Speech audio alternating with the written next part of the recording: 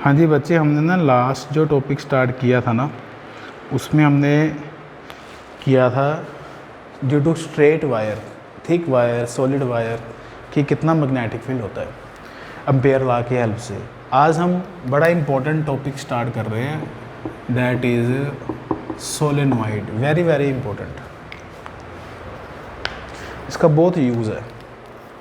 Solenoid का use भी बहुत है और फ़ायदे मतलब हर जगह हर डिवाइस में जो लगता है। हम आगे पढ़ेंगे सारा कुछ के बारे में। तो सोलेनॉइड है क्या, व्हाट इज़ सोलेनॉइड? सोलेनॉइड होता है कि जब कोई वायर हम हेलिकल शेप में वाउंड करते हैं। हेलिकल शेप समझते हो, स्प्रिंग शेप में। अगर हम किसी वायर को स्प्रिंग शेप में वाउंड करें तो उसमें से जो डिवाइस तैयार होगा current carrying, that is called solenoid. Helical wire मतलब when the wire is wounded in the helical shape. एक तो ये होता है ना कि आप वायर को उसी जगह पे वाउंड करी जा रहे हैं, और एक होता है कि उसी जगह वाउंड तो आपने कर दिया, फिर इसको पकड़ के खींच दिया तो एक स्प्रिंग जैसा बन जाएगा। तो when the wire is wounded in the helical shape, spring shape, तो डैट मतलब configuration is called solenoid. Solenoid में ये करंट एंटर कर रहा है, यहाँ से करंट बाहर आ रहा है, ठीक है। अब इधर से करंट एंटर कर रहा है, ऐसे है ये, ऐसे घूम रहा है करंट। तो मैं ये ऐसे एक एरो बना देता हूँ, ये एरो करंट वाले बना दिए मैंने करंट वाले एरो बना दिए।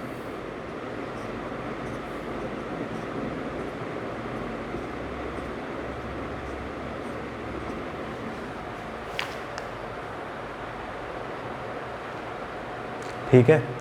अगर मैं इसकी मैग्नेटिक लाइंस बनाऊँ ना, तो इसकी ये मैग्नेटिक लाइंस बनेगी, क्योंकि ऐसे है ना, ऐसे घूम रहा है करंट, यहाँ से जा रहा है, ऐसे घूम रहा है, 3 डायमेंशनल है। तो मैग्नेटिक लाइंस इसमें हॉरिजॉन्टल बनेगी, राइट साइड पे बनेगी।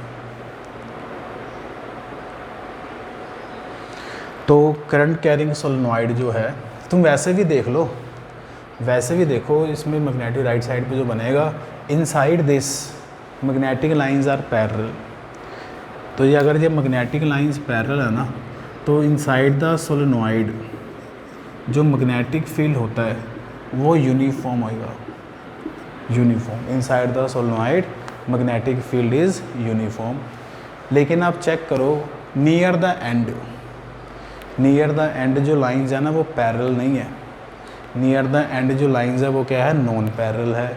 तो near the and, eight the and जो मैग्नेटिक फील्ड होगा वो क्या होगा, नॉन यूनिफॉर्म होगा, ठीक है। ये एक्सपेरिमेंटल स्टडी से चेक किया हुआ है। And outside the solenoid, outside का मतलब होता है यहाँ पे, इधर यहाँ पे outside the solenoid magnetic field is very very weak, therefore nearly zero. outside the solenoid magnetic field is very weak, therefore nearly zero। हमारे सिलेबस में बच्चे जो डेरिवेशन है ना, वो है इन्फानाइट लॉन्ग सोलेनॉइड की। पहले आप एक्सप्रेशन करते हैं इसका, फिर समझेंगे क्या है। तो अब हेडिंग बनाएंगे, derive an expression to find, derive an expression to find magnetic field intensity inside, magnetic field intensity inside infinite long current carrying solenoid, infinite long current carrying solenoid। तो ये जो है ना, ये इन्फानाइट लॉन्ग है solenoid. Infinite का पता क्या मतलब होता है, कि सोलेनॉइड का जो डायमीटर है ना, वो बहुत कम है as compare to length of the solenoid. D for what, diameter. कौन सा डायमीटर, ये सर्कुलर टर्न जो घूमती है, इसका डायमीटर लेंथ से अगर बहुत कम हो तो हम ये कहेंगे कि ये इन्फानाइट है। प्रैक्टिकली तो इन्फानाइट हो ही नहीं सकता। अगर सोलेनॉइड का डायमीटर लेंथ से बहुत कम हो तो that is called infinite solenoid. अब बच्चे, इस इन्फानाइट सोलेनॉइड में ऐसे करंट आ रहा है, अगर करंट ऐसे आ रहा है, नीचे से एंटर कर रहा है, तो ये मैं डॉट लगाऊंगा, ये डॉट का मतलब है कि ऊपर से करंट बाहर की तरफ आ रहा है और नीचे से करंट एंटर कर रहा है। ये करंट आ रहा है ऐसे, ये करंट आ रहा है, ये लो ऐसे बना देते हैं। सेकंड टर्न में भी जो करंट है वो ऐसे आ रहा है, थर्ड टर्न में भी जो करंट है वो आ रहा है ऐसे। तो ये करंट की डायरेक्शन बना रहा हूँ मैं, ये आपके पास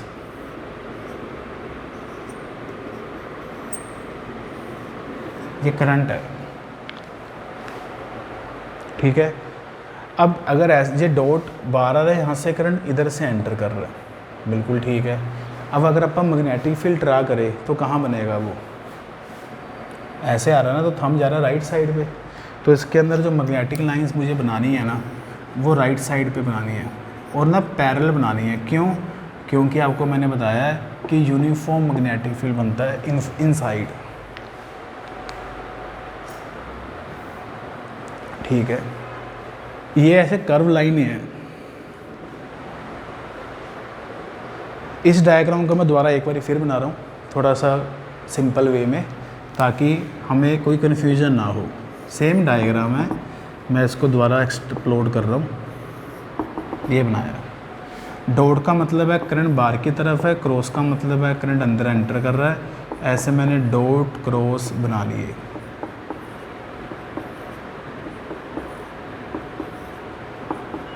ठीक है।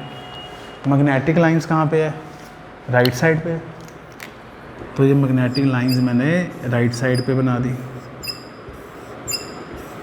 और ये यूनिफॉर्म मैग्नेटिक फील्ड है बी, ठीक है। अब मैंने ये नहीं बनाई ऐसे, करंट की डायरेक्शन वो वाली नहीं बनाई, ठीक हो गया। थोड़ी सी इसके ऊपर थ्योरी लिखेंगे, अपन लिखेंगे consider infinite long current carrying solenoid. Consider infinite long current carrying solenoid carries a current I. Current carrying solenoid carries a current I and number of turns per unit length is small n. Number of turns per unit length कितनी है? Small n है, ठीक है। इस solenoid में जो current flow कर रहा है वो कितना कर रहा है? आई कर रहा है। अब हमने बनानी है एम्पेयर लूप। एम्पेयर लूप इस केस में पता है कौन सी बनेगी? इस केस में जो एम्पेयर लूप बनेगी वो रेक्टेंगुलर एम्पेयर लूप बनेगी, ये वाली PQRS। इस एम्पेयर लूप में जो PQ है उसकी लेंथ है L और जो रेक्टेंगुलर लूप में बोल रहा हूँ तो QR की जो ब्रेड्थ है वो B कह लो, ब्रेड्थ B रेक्टेंगुलर बनेगी। जैसे आपको पता ना गॉसियन सरफेस कंडीशन तो कंडीशन वेरी करता है, कभी आप गॉसियन सरफेस सिलेंड्रिकल बनाते थे, कभी स्फेरिकल बनाते थे। उसी तरह एम्पेयर्ड लूप हमारे मतलब डायग्राम के हिसाब से बनेगी, इसमें रेक्टेंगुलर बनानी पड़ेगी। फिर आपको मैंने बताया था कि एम्पेयर लूप में जो डायरेक्शन होती है वो मैग्नेटिक फील्ड की तरफ होती है, तो मैग्नेटिक फील्ड की तरफ P से Q बना दो डायरेक्शन L वेक्टर की, फिर इसी को आगे आपने कंटिन्यू कर देना है। मैग्नेटिक फील्ड की तरफ डायरेक्शन बना के फिर इसी को आप कंटिन्यू कर दो, ठीक है। अब स्मॉल n क्या चीज़ है ये लिख लो पहले आप थोड़ा सा। Consider rectangular ampere loop, consider rectangular ampere loop of length L and breadth B, rectangular ampere loop of length L and breadth B। अब स्मॉल n क्या है आपके पास? What is small n? Number of turns per unit length, ये आपके पास small n है। Small n equal to number of turns कितनी है? कैपिटल N है, और लेंथ कितनी है एम्पेयर लूप की? कैपिटल L है, जो मैग्नेटिक फील्ड के अंदर आ रही है। जो लेंथ इसके अंदर आ रही है ना सोलेनोइड में L, वो लेनी है आपने। तो इससे कैपिटल N की वैल्यू कितनी बन जाएगी? NL बन जाएगी। तो व्हाट इज N? N क्या चीज़ है? N is the number of turns inside ampere's loop. ठीक है, अब मुझे एक बात बताइए, एक टर्न में कितना करंट है? एक टर्न में कितना करंट है? एक टर्न जो है उसमें करंट कितना है? आई है। अब अपने पास एम्पेयर लूप के अंदर नंबर ऑफ टर्न्स कितनी है? एन एल है। ठीक है ना, तो what is the current inside ampere's loop? हाँ जी, एम्पेयर्स लूप में करंट कितना बनेगा? एम्पेयर लूप में नंबर ऑफ टर्न्स कितनी है? एन एल है, और एक टर्न में कितना करंट है? आई करंट है। तो टोटल नंबर ऑफ टर्न्स कितनी बनेगी? N L I. Total number of turns बनेगी एन एल आई। ठीक है, ये टोटल नंबर ऑफ टर्न्स बन गई इनसाइड द एम्पेयर लूप। अब हम अप्लाई करेंगे, अप्लाई एम्पेयर्स सर्कुटल लॉ। हमने एम्पेयर लूप में पहले नंबर ऑफ टर्न्स निकाली, फिर उसको करंट से मल्टीप्लाई किया, तो एम्पेयर लूप में करंट आ गया। एक टर्न का करंट आई है, टोटल करंट आ गया। अब हम अप्लाई कर रहे हैं ampere circuital law. Ampere circuital law की स्टेटमेंट होती है line integration of magnetic field over the close path equal to mu naught times total current inside ampere's loop. ये इसकी स्टेटमेंट है, यही है ना। अब B dot D L equal to mu naught times what is the total current inside the ampere loop? N L I. N L I के आपके पास total current inside the ampere loop है, जो हम ऊपर लिख चुके थे। अब जो B डॉट डी एल है इसको ओपन करिए। B dot D L 3 parts में ओपन, 4 पार्ट्स में ओपन होगा। इसको ऐसे लिखेंगे, P से Q B dot D L plus Q से R B dot D L plus R से S B dot D L plus S से P B dot D L equal to mu naught N L I. ये हमने लिख दिया। इसको मैंने 4 parts में ओपन कर दिया, P से Q, Q से R, R से S और S से P। अब P से Q मैग्नेटिक फील्ड भी राइट साइड पे है और डी एल वेक्टर भी राइट साइड पे है, तो P से Q में बच्चे जो आपके पास एंगल बनेगा वो बनेगा 0 डिग्री प्लस। ठीक है, Q से R में मैग्नेटिक फील्ड राइट साइड पे और Q से R है वर्टिकली अपवर्ड, तो Q से R में आपके पास जो एंगल बनेगा वो बनेगा 90 डिग्री। फिर प्लस R से S वाली जो साइड है ना बच्चे, वो आउटसाइड द सोलेनॉइड है, और आउटसाइड द सोलेनॉइड मैंने आपको बताया था मैग्नेटिक फील्ड नेग्लिजिबल होता है, 0 होता है। तो R से S वाली टर्म को मैं वैसे ही 0 लिख दूंगा। साइड पे आप ब्रैकेट में लिख सकते हो। क्या लिखेंगे ब्रैकेट में? आपकी जो R से S वाली साइड है, it is outside the solenoid and outside magnetic field is negligible, and outside magnetic field is negligible. तो R से S वाली साइड आउटसाइड है और आउटसाइड में मैग्नेटिक फील्ड नेग्लिजिबल है, तकरीबन 0 ही है। फिर प्लस S से P में जो एंगल आपके पास है BDL, फिर ये cos 90 हो गया equal to mu naught NLI। ये हमने लिखा। अब इसमें देखिए क्या क्या वैल्यूज़ ख़त्म हो गई है। सेकंड टर्म भी ख़त्म होगी बिकॉज ये cos 90 है, फोर्थ टर्म भी ख़त्म होगी बिकॉज ये भी cos 90 है। तो क्या मैं ये लिखूँ फिर आपके पास integration P to Q BDL cos 0 तो होता है 1, फिर plus 0 plus 0 plus 0 equal to mu naught NLI।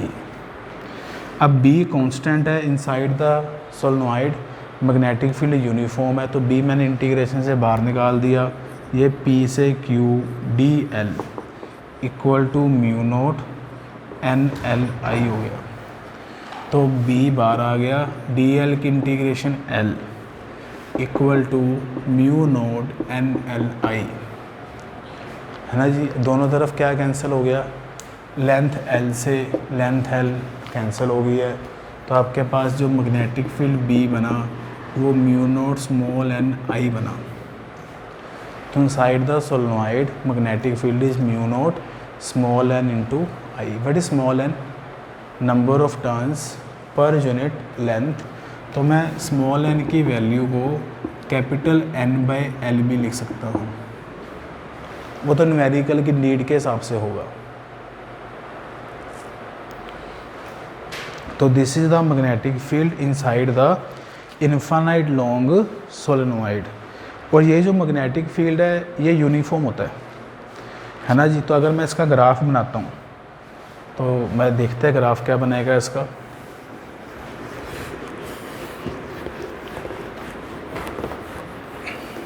Inside the solenoid magnetic field होता है यूनिफॉर्म। तो दिस इज द ग्राफ। ये इनफाइनाइट सोलेनोइड है, तो ये साइड है प्लस इन्फिनिटी, ये साइड है minus infinity. Magnetic field uniform है, mu naught small n I। तो कांस्टेंट मैग्नेटिक फील्ड बनता है। लेकिन अगर आपके पास फाइनाइट सोलेनोइड है, ये एक सोलेनोइड है, ये फाइनाइट है, इसकी लेंथ फिक्स है, प्रैक्टिकली तो फाइनाइट ही होएगा। अगर आपके पास फाइनाइट सोलेनोइड है तो इधर वाली जो लेंथ है उसको मैंने प्लस L/2 सपोज कर लिया और लेफ़्ट वाली लेंथ को मैंने माइनस L/2 सपोज कर लिया। तो हम कर सकते हैं कि इनसाइड द सोलेनोइड जो है ना, फाइनाइट जो है, फाइनाइट सोलेनोइड के अंदर तो मैग्नेटिक फील्ड यूनिफॉर्म होता है। मैं फाइनाइट सोलेनोइड की बात कर रहा हूँ, इसमें सेंटर पे तो मैग्नेटिक फील्ड वही है, mu naught small n I, but इसके एंड पे जो मैग्नेटिक फील्ड होगा वो हाफ रह जाएगा। फाइनाइट सोलेनोइड के एंड्स पे जो मैग्नेटिक फील्ड होगा वो हाफ रह जाता है, और इसके अंदर जो मैग्नेटिक फील्ड है वो यूनिफॉर्म ही होता है, कांस्टेंट ही होता है। तो अगर हम इसका ग्राफ बनाते हैं मैग्नेटिक फील्ड का, ये है प्लस L/2, इधर है minus L/2, inside this is constant. और जैसे ही हम एंड पे पहुंचते हैं ना, तो जो मैग्नेटिक फील्ड है it reduce to half. At the end magnetic field reduce to half, ends पे मैग्नेटिक फील्ड हाफ रह जाएगा। सेंटर पे तो म्यू नोट n I है, सेंटर पे तो मैग्नेटिक फील्ड की value mu naught n I है, बट एंड्स पे जो मैग्नेटिक फील्ड होगा वो हाफ रह जाता है। ये फाइनाइट सोलेनोइड की हमने बात की है।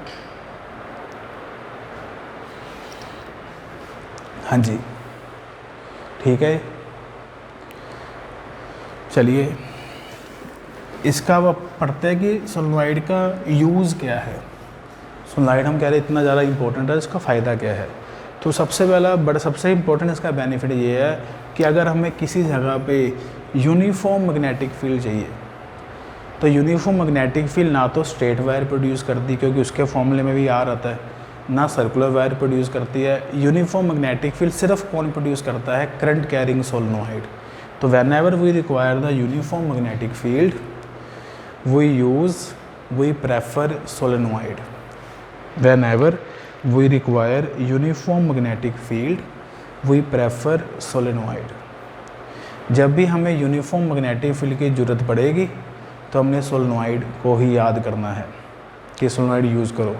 तो हमें याद है यूनिफॉर्म इलेक्ट्रिक फील्ड कौन बनाता था, यूनिफॉर्म इलेक्ट्रिक फील्ड कौन प्रोड्यूस करता था, थिन शीट, है ना। तो ऐसे यूनिफॉर्म मैग्नेटिक फील्ड कौन प्रोड्यूस करता है, सोलेनोइड। यूनिफॉर्म प्रोड्यूस करने के लिए एक स्पेसिफिक डिवाइस ही है, उसमें शीट था और इसमें सोलेनोइड है। दूसरी बात, सोलेनोइड का दूसरा फ़ायदा क्या है solenoid use to make the artificial magnets. Artificial magnets बनाने के लिए हम सोलेनॉइड यूज़ करते हैं। कैसे आर्टिफिशियल मैग्नेट? कैसे? हमें नॉर्मली अर्थ के अंदर से नेचुरल मैग्नेट्स मिलती है। नेचुरल मैग्नेट्स जो होती हैं ना, उसकी शेप इरेगुलर होती है और वो वीक होती है।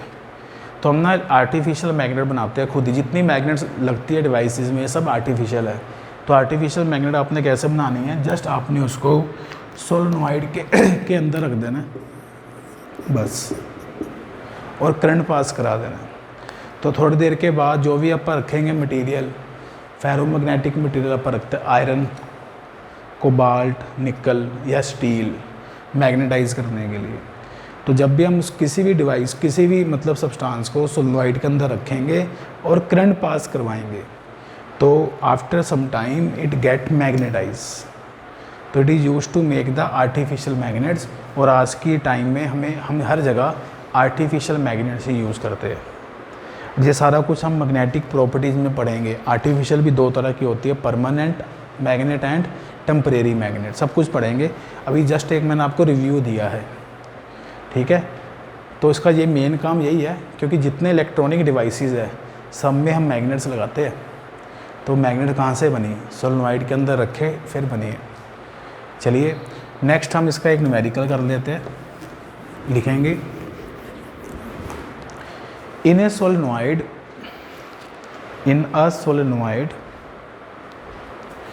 1000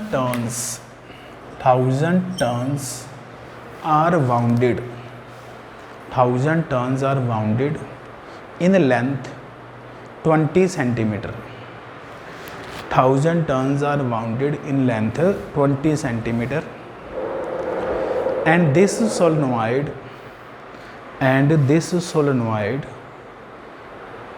carries a current of 5 ampere. This solenoid carries a current of 5 ampere. आपका क्वेश्चन है, पहला पार्ट है, what is the magnetic field inside the solenoid.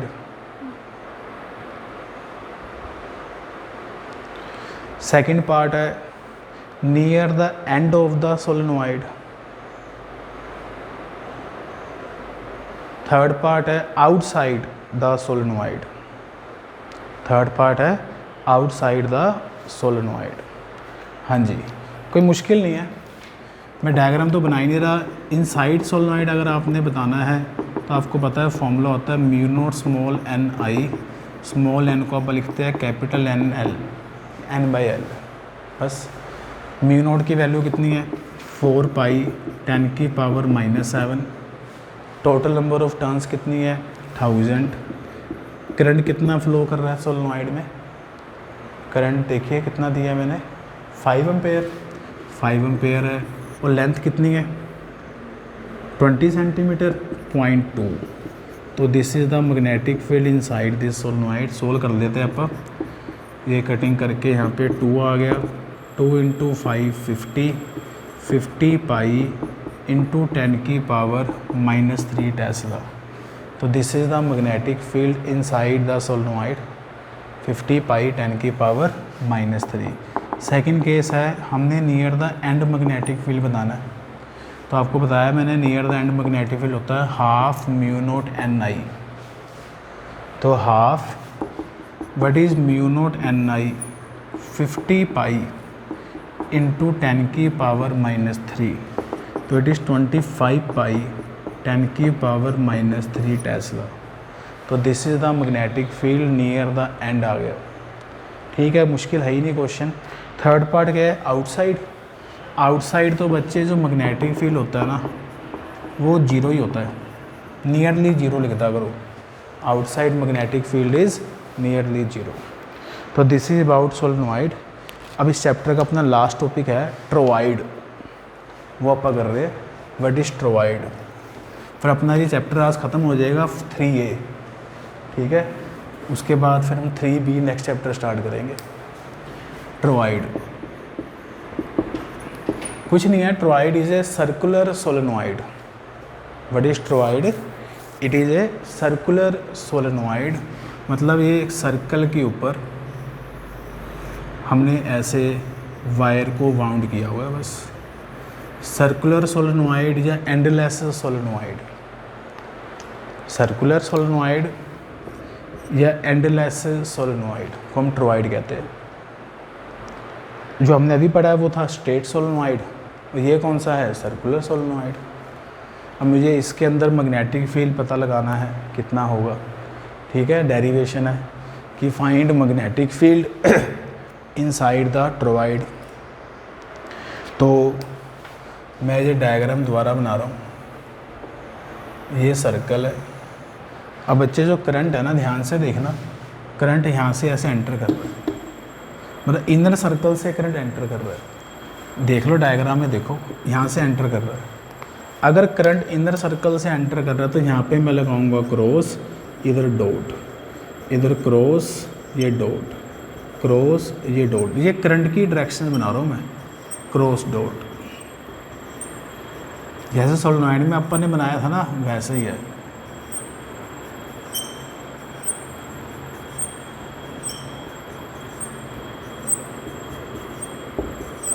ये लो, तो this is the current carrying toroid हमने बना दिया।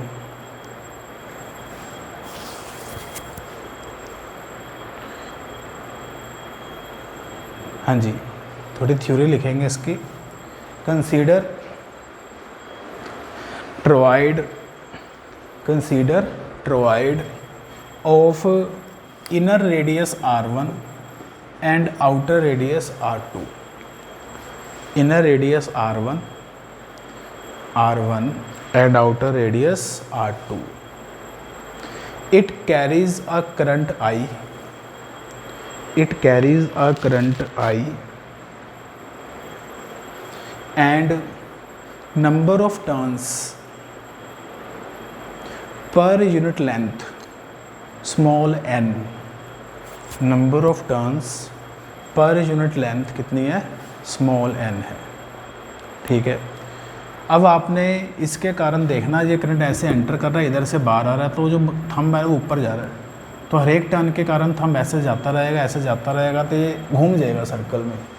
तो एक तरह का इसमें जो मैग्नेटिक फील्ड बनेगा ना बच्चे, इस टोरॉइड में करंट के कारण जो मैग्नेटिक फील्ड बनेगा ना, वो मैग्नेटिक फील्ड आपके पास सर्कुलर बनेगा इस तरह। और जो मैग्नेटिक फील्ड है वो अलोंग द टेंजेंट है B magnetic field along the tangent है। मैं इसको दूसरे पेन से ड्रा कर देता हूँ। मैग्नेटिक फील्ड जो बी है, it is along the tangent, ठीक है। और जिस तरफ मैग्नेटिक फील्ड है, आपको पता है, इसी को मैंने ना एम्पेयर्स लूप सपोज कर लिया। जो मैग्नेटिक फील्ड का सर्कल है ना, इसी को मैंने एम्पेयर्स लूप बना लिया। मैग्नेटिक फील्ड भी सर्कुलर है और एम्पेयर लूप भी सर्कुलर है, तो एम्पेयर लूप का डीएल वेक्टर भी सेम डायरेक्शन में ही होगा, मैग्नेटिक फील्ड की तरफ ही होता है डीएल वेक्टर। अब ये बताइए, अपने पास स्मॉल एन क्या है? स्मॉल एन क्या है? Number of turns per unit length. Number of turns है कैपिटल एन अपॉन, बच्चे जो मैंने एम्पेयर लूप सपोज की है वो कौन सी है? स्ट्रेट लाइन है क्या सर्कल है? एम्पेयर लूप सर्कुलर है ना। इस सर्कल का जो रेडियस है ना वो r है, तो इसकी जो लेंथ होगी वो कितनी होगी?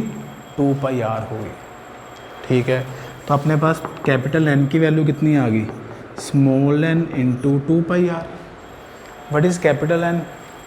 कैपिटल N क्या चीज़ है? Number of turns inside amperes loop.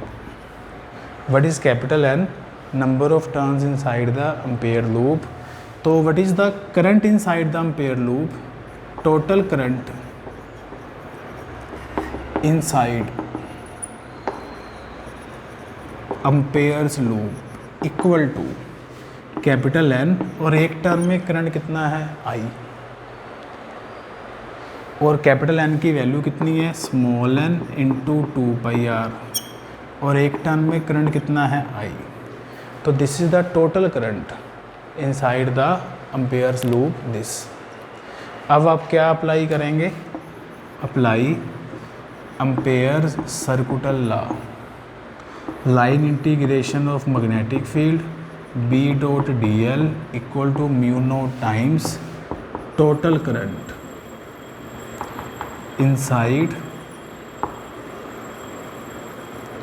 Ampere's loop. यही है, B और dl की डायरेक्शन है सेम, तो ये बन जाएगा B dl, cos 0 तो 1 होता है, equal to mu naught time what is the total current inside the ampere loop. ये मैंने यहाँ पे लिखा है, कितना है total current inside the ampere loop, n into 2πr into I. ठीक है, B dl में B बार आ गया, line integration of dl equal to mu naught n into 2πr I. dl की इंटीग्रेशन कितनी 2πr होती है, equal to mu naught n into 2πr I. dl की इंटीग्रेशन 2πr होती है, 2πr से 2πr कैंसिल हो गया, तो inside the ampere loop what is the magnetic field B, mu naught small n I. Same answer ही आ गया जो हमने सोलेनॉइड का लिखा था। और जो स्मॉल n है इसकी वैल्यू कितनी, capital N by 2πr। Small n की वैल्यू कितनी है, कैपिटल N बाई 2πr। भाई आंसर आ गया, बस ख़त्म सोलेनॉइड। ठीक है, इसका एक NCERT में न्यूमेरिकल है सोलेनॉइड का, वो आपको मैं कराता हूँ, सॉरी टॉरॉइड का, वो आप लिख लेते हैं, कोई मुश्किल नहीं है, लिखेंगे torrid. In torrid inner radius 30 centimetre and outer radius 40 centimetre, 40 centimetre, number of turns 2000, number of turns है 2000 and carries a current of 5 ampere, and carries a current of 5 ampere. ठीक है, what is the magnetic field, पहला part outside the torrid, हमने एक magnetic field बताना है outside the torrid. Second बताना है in the core of the torrid, in the core CORE core, in the core of the torrid. Third बताना है at the centre, at the centre of the torrid. हाँ जी, तो ये torrid है, आपको मैं इसकी कैलकुलेशन नहीं कराऊंगा, सिर्फ फॉर्मूला बता रहा हूँ। ये इसका सेंटर हो गया, इनर रेडियस है R1, आउटर रेडियस है R2। ठीक है, तो पहला केस इन्होंने कौन सा पूछा आपसे, आउटसाइड, आउटसाइड तो 0 ही होता है। दूसरा केस इन्होंने कहा है इन द कोर, और जो हमने फॉर्मूला बनाया है ना वो कोर वाला ही बनाया है। कोर का पता है क्या मतलब होता है, कोर का ये मतलब होता है इस स्पेस में, यही हमने इसी में मैग्नेटिक फील्ड निकाला है। और इसमें मैग्नेटिक फील्ड का फॉर्मूला हमने म्यू नोट NI किया है, म्यू नोट स्मॉल n की value capital N by 2πr की है। अब आपको इसमें कैपिटल N गिवन है न्यूमेरिकल में, टोटल टर्न्स, जो R रेडियस होता है ना वो दोनों रेडियस का मीन होता है। फॉर्मूले में जो R है वो दोनों रेडियस का मीन है, R1 प्लस R2 बाई 2 है, ये याद रखना है। करंट आपको I गिवन है, बस सारी वैल्यूज़ ही पता है, तो वैल्यू आप पुट करके सोल्व कर देना, आंसर आ जाएगा। थर्ड पार्ट है एट द सेंटर, तो एट द सेंटर भी जो मैग्नेटिक फील्ड है वो 0 होता है। तो एट द सेंटर भी मैग्नेटिक फील्ड कितना होता है, 0 होता है। तो बच्चे आपके पास 3A वाला चैप्टर 3A ख़त्म हो गया अपना। इसमें मैंने 2 टॉपिक ही पढ़े हैं, Biot-Savart law and ampere circuital law, उन्हीं की एप्लीकेशंस हमने की है। अब अपनी बुक में से इसके न्यूमेरिकल 3A के न्यूमेरिकल आप ट्राई पूरे कर सकते हो। नेक्स्ट क्लास में आप 3B शुरू करेंगे। Thank you.